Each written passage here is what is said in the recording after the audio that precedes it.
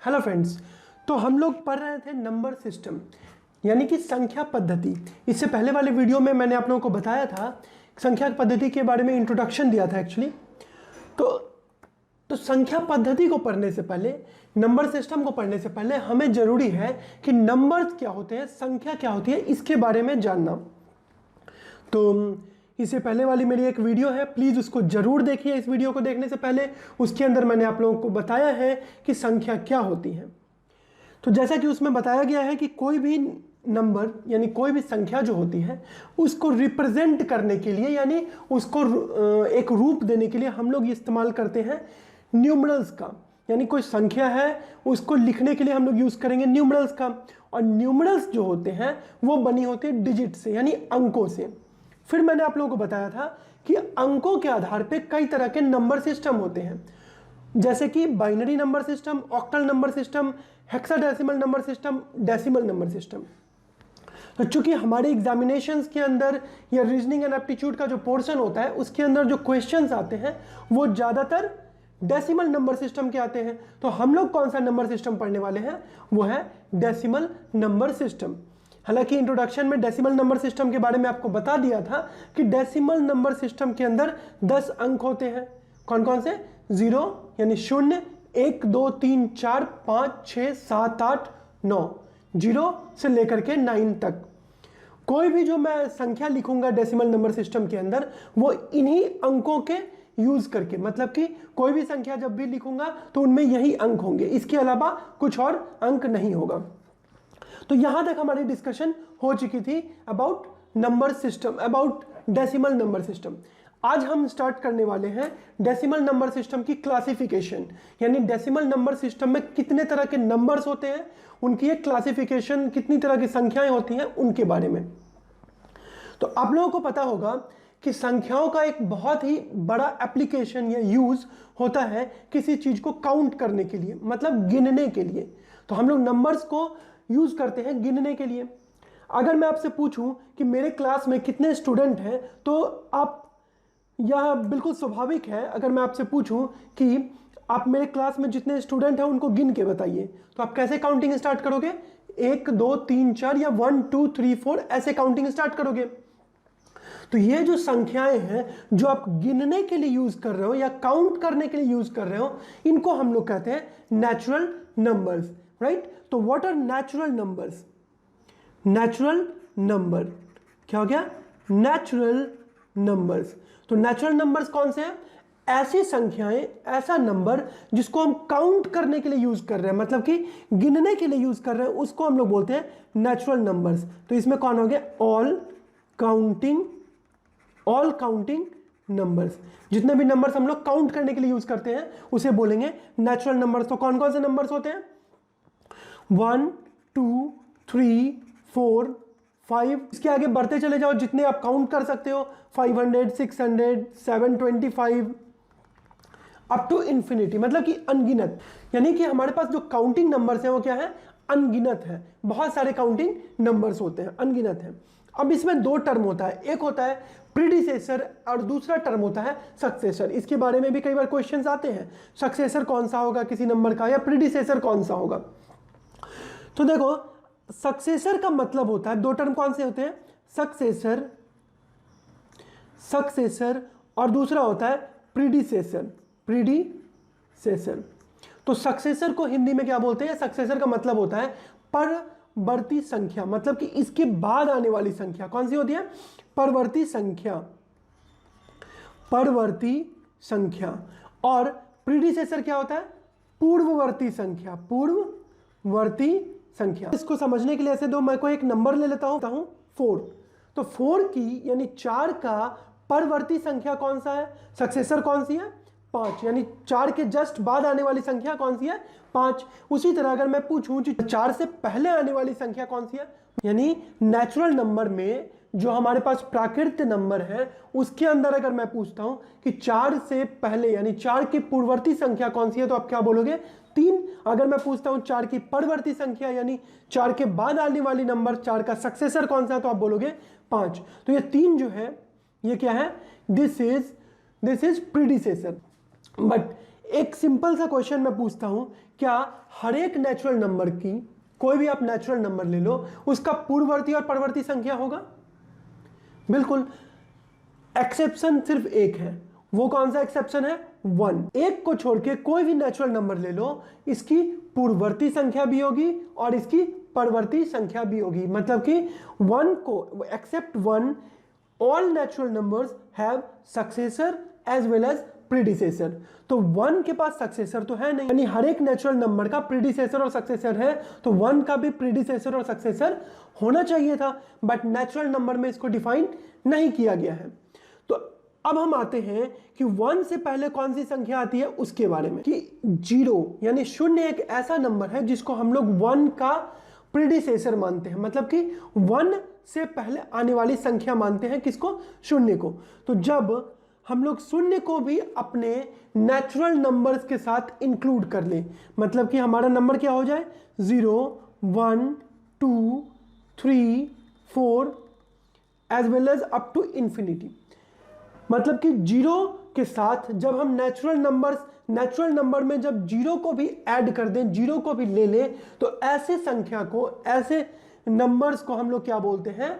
Whole number या संपूर्ण संख्या। What is a whole number if you ask you? अगर मैं आपसे पूछूं कि होल नंबर क्या होता है, तो आप क्या बोलोगे? Whole number is nothing but 0 plus natural number. मतलब कि नेचुरल यानी प्राकृतिक संख्या के साथ जब शून्य को हम लोग ले लेते हैं तो इसे बोलते हैं होल नंबर्स। तो कौन कौन से हो जाएंगे होल नंबर्स?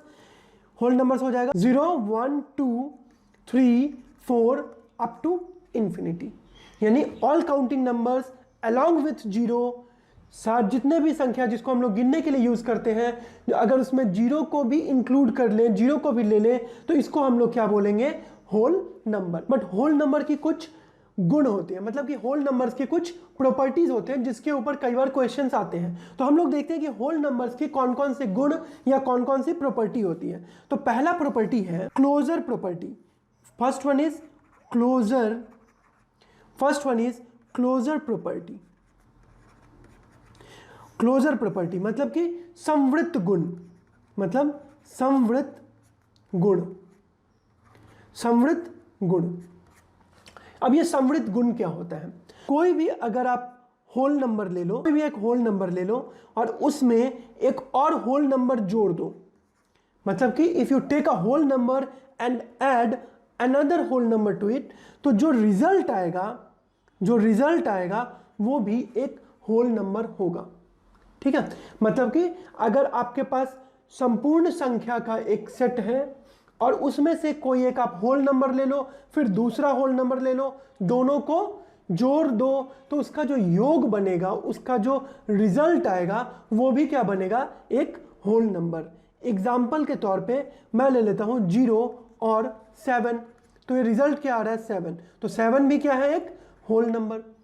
मैं दूसरा नंबर ले लेता हूं, मैं ले लेता हूं 3 और ले लेता हूं 8, 3 और 8, तो इसका रिजल्ट क्या आएगा? 11। 11 भी क्या है? एक होल नंबर है। तो 11 भी एक होल नंबर है। तो देखो 3 भी एक होल नंबर, 8 भी एक होल नंबर, दोनों का जो रिजल्ट है वो भी क्या है? एक होल नंबर। तो इस गुण को, इस प्रॉपर्टी को हम लोग बोलते हैं क्लोजर प्रॉपर्टी, यानी संवृत्त गुण। होल नंबर का ये तो था संवृत्त गुण किसके लिए? एडिशन के लिए। मतलब इससे पहले हमने क्या किया था? 2 होल नंबर को ऐड किया था। ये संवृत्त गुण मल्टीप्लाई यानी गुणा में भी यूज होता है। अगर आप 2 नंबर को मल्टीप्लाई करोगे, 2 होल नंबर को, तो उसका रिजल्ट भी एक होल नंबर होता है। देखो जैसे कि मैं ले लेता हूं 3 और इसको मल्टीप्लाई करता हूं 4 से, तो रिजल्ट क्या आ रहा है? 12। यानी कोई एक होल नंबर ले लेता हूं, इसको दूसरे होल नंबर से मल्टीप्लाई करता हूं, एक संपूर्ण संख्या ले ली मैंने, उसको दूसरे संपूर्ण संख्या से गुणा कर दिया, तो जो मेरा रिजल्ट आता है वो भी क्या आ रहा है? एक होल नंबर। यानी क्लोजर प्रॉपर्टी या संवृत्त गुण जो है ये मल्टीप्लिकेशन में भी एप्लीकेबल है। तो क्लोजर प्रॉपर्टी फॉर मल्टीप्लिकेशन, ये क्या है? ये क्लोजर प्रॉपर्टी फॉर मल्टीप्लिकेशन। अब आते हैं हम होल नंबर्स के बारे में कुछ और थोड़ी सी एक बात सीखते हैं। देखो कोई भी होल नंबर को जब दूसरे होल नंबर से हम डिवाइड करते हैं तो हमारा रिजल्ट क्या होता है? जरा देखो, मान लो कि मेरे पास एक होल नंबर है 8 और इसको मैं डिवाइड करता हूं 2 से। तो आप लोगों को पता है डिवीजन यानी जो हम लोग भाग देते हैं वो क्या होता है, इट इज रिपीटेटिव सब्सट्रैक्शन। मतलब कि डिवीजन जो होता है वो बार बार घटाने को ही डिवीजन कहते हैं। एग्जाम्पल से आपको समझ में आएगा, जैसे कि मैंने एक संख्या ले लिया, एक होल नंबर ले लिया 8 और उसको डिवाइड करता हूं मैं 2 से, तो इसको इस तरह से लिख सकते हैं 8 माइनस 2, रिजल्ट आएगा 6। अब क्या करें, 6 में से भी 2 को घटा दें, 8 को 2 से डिवाइड, तो 8 में से क्या हुआ 2 को घटाएं, रिजल्ट क्या आ गया 6। फिर 6 में से 2 को घटाएंगे, क्या रिजल्ट आएगा 4। फिर हम क्या करते हैं 4 में से फिर से 2 को घटाते हैं, फिर हमारा क्या रिजल्ट आता है, रिजल्ट आता है 2। फिर 2 में से 2 को घटाते हैं और हमारा रिजल्ट आता है 0। तो हम लोग क्या कर रहे हैं, जब तक कि हमारा रिजल्ट 0 ना आ जाए तब तक हम लोग इसको घटा रहे हैं। तो अब देखो कितनी बार मैंने घटाया है, तो देखो 1 बार, 2 बार, 3 बार और 4 बार। और आपको पता होगा कि 8 को जब हम 2 से डिवाइड करते हैं तो हमारा रिजल्ट क्या आता है 4। Division is nothing but repetitive subtraction. अब देखो ये तो था हमारा कि दोनों अगर होल नंबर 0 नहीं है तब। अगर मान लो मेरे पास एक संख्या 0 हो और मैं घटाने की कोशिश करूं तो रिजल्ट क्या आता है, डिवीजन बाय 0। Division by 0। तो अगर किसी होल नंबर को 0 से डिवाइड करो, 0 भी क्या है एक होल नंबर है, तो कोई भी होल नंबर को अगर 0 से डिवाइड करते हैं क्या हमारा रिजल्ट आता है जरा देखें। तो मान लो कि मैं एक होल नंबर ले लेता हूं 2 और इसको डिवाइड करता हूं 0 से। तो इससे पहले जैसे किया था 8 को डिवाइड करने में बार बार घटाया था, उसी तरह से हम करते हैं। हम लेते हैं 2, उसमें से 0 घटाते हैं, 0 घटाएंगे, फिर क्या आएगा 2, फिर उसमें से 0 घटाएंगे, फिर आएगा 2, फिर 0 घटाएंगे आएगा 2। और इस तरह से आप करते चले जाओ, यह कभी भी खत्म नहीं होगा, यह कभी भी खत्म नहीं होगा। तो डिवीजन जो है, division by 0 is not defined. मतलब कि 0 के द्वारा जो डिवीजन होता है यानी भाग देना, यह परिभाषित नहीं है होल नंबर में। यानी किसी भी होल नंबर को आप 0 से जब भाग दोगे तो यह परिभाषित नहीं होता। So division by 0 is not defined, division by 0 is not defined. So whole number का एक और गुण है, 0 एक होल नंबर है और 0 से डिवीजन इज नॉट डिफाइंड, वो परिभाषित नहीं है। अब हम आते हैं तीसरे गुण के ऊपर, जिसको हम लोग बोलते हैं कम्यूटेटिविटी, मतलब कि क्रम विनिमेयता, राइट। तो ये कौन सा गुण है, ये कौन सा प्रॉपर्टी है, कम्यूटेटिविटी, यानी ये कम्यूटेटिव प्रॉपर्टी। इसका मतलब क्या होता है, देखो क्रम विनिमेयता का मतलब होता है कि अगर आप कोई 2 होल नंबर ले लो और उनको ऐड या मल्टीप्लाई करो। फॉर एग्जांपल देखो मैं कोई 2 होल नंबर लेता हूं, एक लेता हूं 6 और दूसरा होल नंबर लेता हूं 4, और इससे समझते हैं कि ये प्रॉपर्टी क्रम विनिमेयता क्या होता है। मान लो कि 6 को मैं ऐड करता हूं दूसरे होल नंबर 4 के साथ, तो मेरा रिजल्ट आता है 10। अब देखो ये नंबर देखो, इस दोनों को देखो, पहले मैंने 6 लिया, फिर मैंने लिया 4, मेरा रिजल्ट क्या आया 10। अगर मैं इनकी क्रम को बदल दूं, मतलब कि अगर मैं ऐसा कर दूं 4 + 6, फिर भी जो रिजल्ट है, फिर भी जो हमारा योग आ रहा है, जो आंसर आ रहा है, वो अभी भी क्या आ रहा है 10। आप नंबर होल नंबर्स के क्रम को अगर बदल भी देते हो तो उनको अगर जोड़ा जाए या उनको ऐड किया जाए तो रिजल्ट क्या चेंज नहीं होता। तो इसको बोलते हैं commutativity property for addition, right. यानी एडिशन के लिए क्रम विनिमेयता, यानी कम्यूटेटिविटी फॉर एडिशन। सिमिलरली इसी प्रकार से मल्टीप्लिकेशन में भी यह नियम लागू होता है। जैसे कि मैं कोई एक नंबर लेता हूं 6, उसको मल्टीप्लाई करता हूं 4 से, रिजल्ट क्या आता है 24। और अगर मैं इनके क्रम को बदल दूं, यानी 4 को इधर ले जाऊं, 6 को इधर ले जाऊं, तो 4 × 6 इज ऑल्सो इक्वल टू 24। तो ये किसके लिए है, मल्टीप्लिकेशन के लिए। यानी ये जो प्रॉपर्टी है कम्यूटेटिविटी, यह एडिशन में भी, मतलब जोड़ में भी और गुणा में भी एप्लीकेबल है। यानी दोनों केस में अगर होल नंबर हमारे पास है तो उनके लिए यह प्रॉपर्टी यानी क्रम विनिमेयता हमेशा एप्लीकेबल होगा। अब हम आते हैं इसके अगले प्रॉपर्टी के ऊपर। अगला प्रॉपर्टी है जिसको हम लोग बोलते हैं एसोसिएटिविटी। एसोसिएटिविटी, एसोसिएटिविटी मतलब सहचार्य गुण या सहचारिता। सहचारिता, यह प्रॉपर्टी क्या कहता है, इसका मतलब क्या है कि मान लो आपके पास दो नंबर हैं 2 और उसको आप ऐड करो 2 and 3, 2 और 3 को ऐड करो और इन दोनों का जो रिजल्ट आएगा, यानी इन दोनों के नंबर्स का जो रिजल्ट आएगा उसमें आप 4 को भी ऐड कर दो। बट सहचारिता गुण यह कहता है, सहचारी गुण ये कहता है कि अगर हमने नंबर्स को इस तरह से नहीं लेकर के, अगर हमने इस तरह से लिया होता कि पहले 3 और 4 को जोड़ देते और उसके रिजल्ट को अगर हम 2 में जोड़ते तब भी हमारा रिजल्ट क्या होता, वह सेम ही रहता, रिजल्ट में कोई अंतर नहीं होता। मतलब अगर हम ऐसा करते कि W1 में यानी एक होल नंबर में 2 होल नंबर को हमने ऐड किया, यह W1 plus W2 plus W3 के बराबर होगा। मतलब इस गुण को बोलते हैं हम लोग एसोसिएटिविटी प्रॉपर्टी या फिर सहचारिता गुण। तो अब आता है कि यह जो सहचारिता का गुण है वह सिर्फ जोड़ में ही यानी एडिशन में ही एप्लीकेबल नहीं है, बल्कि मल्टीप्लिकेशन में भी एप्लीकेबल है। अगर मैं 3 नंबर लेता हूं, कौन कौन से नंबर मैं लेता हूं, A, B और C। मैंने पहले B और C को गुना किया और उसके रिजल्ट को A से गुना करता है, तो यह जो रिजल्ट है, यह जो रिजल्ट आएगा वह किसके बराबर होगा, पहले मैं AB को गुना करूं और फिर उन दोनों के रिजल्ट में अगर C को गुना कर दूं तो यह भी रिजल्ट सेम होगा। एग्जाम्पल के तौर पे मैं आपको बताना चाहूँगा, जैसे कि आप ले लो 2 × 3 × 4, तो पहले आप 3 × 4 करो, मतलब 3 और 4 के को गुना करो और उसको 2 से, फिर उसके रिजल्ट को 2 से गुना कर दो, जैसे 2 × 12 क्या आएगा 24। और अगर इस मेथड से हम करते हैं, मतलब कि पहले 2 को 3 से गुना कर दो और रिजल्ट को 4 से गुना करो, तो फिर तब जाके भी आपका रिजल्ट क्या आता है 24। यानी यह जो सहचारिता का गुण है, यह जो एसोसिएटिव प्रॉपर्टी है, वह गुना करने में भी यह प्रॉपर्टी एप्लीकेबल है, इसको हम लोग यूज कर सकते हैं। तो होल नंबर्स में सहचार्य गुण उनके एडिशन यानी उनके योग में भी होता है और उनके गुणा में भी एप्लीकेबल होता है। अब नेक्स्ट प्रॉपर्टी है जिसे हम बोलते हैं डिस्ट्रीब्यूटिविटी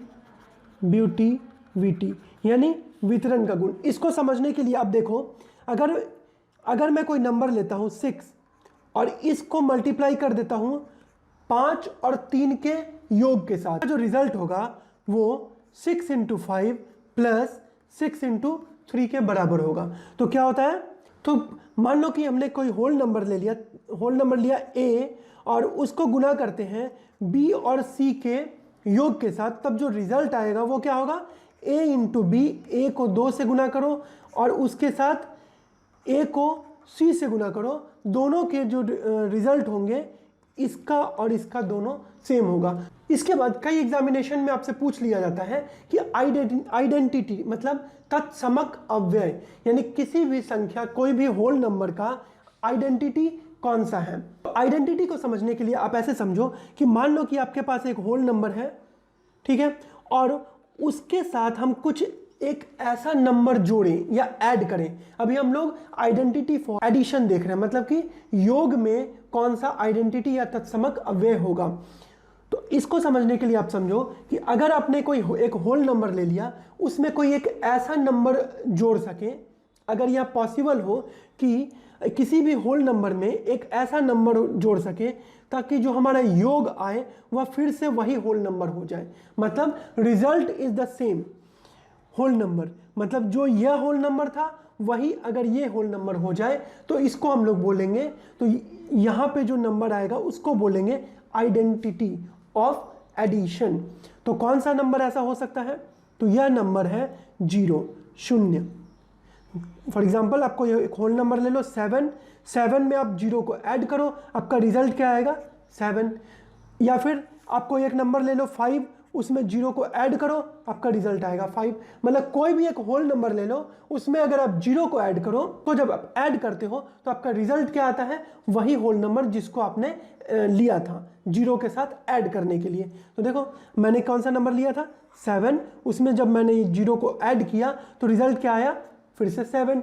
5 उसमें जीरो को ऐड किया, रिजल्ट क्या आया, फिर से 7। तो ये जो जीरो है, ये जो जीरो है वो क्या है, पूर्ण संख्याओं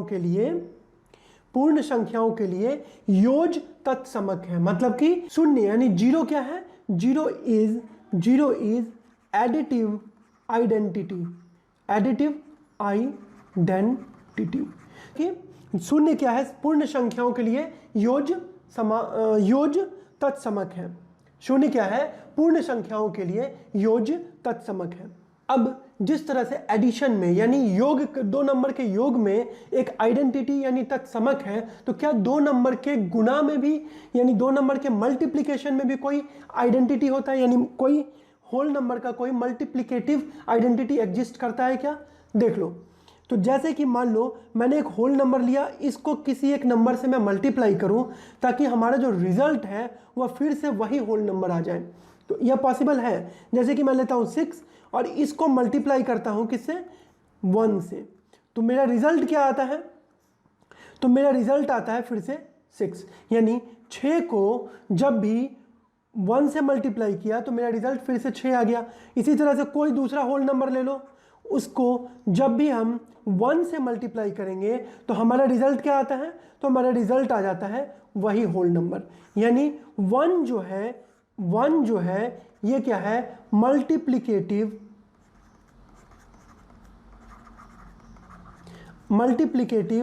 आइडेंटिटी,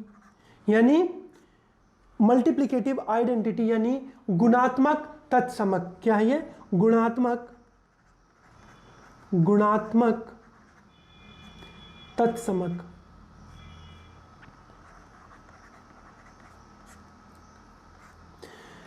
मतलब किसी भी होल नंबर का, किसी भी एक होल नंबर के लिए उसके एडिशन यानी एडिटिव आइडेंटिटी भी होती है और मल्टीप्लिकेटिव आइडेंटिटी भी होती है। तो एडिटिव आइडेंटिटी कौन सा है, 0, और मल्टीप्लिकेटिव आइडेंटिटी क्या है, 1। ये तो था होल नंबर्स।